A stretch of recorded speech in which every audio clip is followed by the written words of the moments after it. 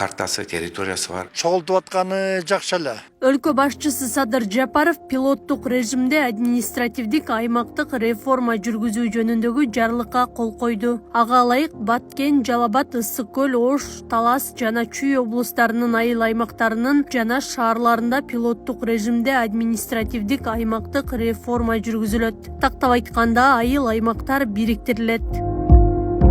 Аймактарды ирилештирүү долбооруна ылайык райондук жана облустук комиссия иш жүргүзгөн. Эми Жалал-Абад облусунда 37 айыл өкмөт, облустук 4, райондук маанидеги 5 шаар калат. Ал эми президенттин жарлыгын ишке ашырууга даярдыктар көрүлүүдө. Дагы бир нече комиссиялар түзүлөт.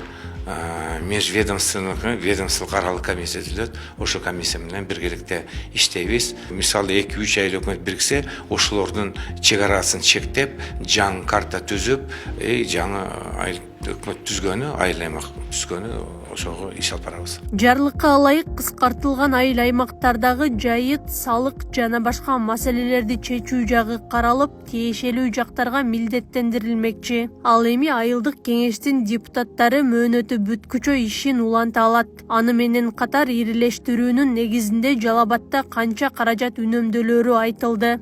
214 миллион тегерегинде ал экономия болуп турган акчаны Жалал-Абад облусунун шаарлардын, айыл аймактардын, райондордун өнүгүүсүнө жумшалат.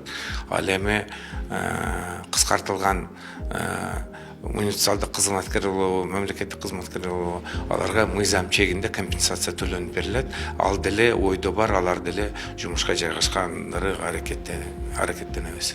Реформадан кийин айыл аймактардагы географиялык өзгөрүү, шаарга кошулган аймактарда салыктын көбөйүшү, аталыштардын өзгөрүшү эл арасында бүдөмүк ойду жаратууда. Алсак Сузактагы Курманбек айыл өкмөтү дагы 2 аймак менен биригип Когарт айыл өкмөтү деп аталары пландалган. Курманбек Баатыр деп ысымын берген кыра көрбөй атат.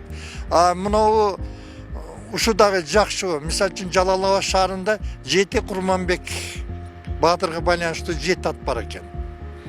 Ал эми ошол өзүнүн ошол жерде жанын берип аткан жердегинин атын койбой атканга мен таң каламын да. Мен муну баары бир көп жерге кайрылуу кылам. Депутаттар менен, жергиликтүү тургундар менен, андан сырткары ар бир район шаарларда комиссиялар түзүлгөн. Ошо комиссиялардын дагы бардыгын ойлорун, чечимдерин алып, ошонун негизинде аталыштары бириккендерге ошолордун сунуштары менен болуп атат.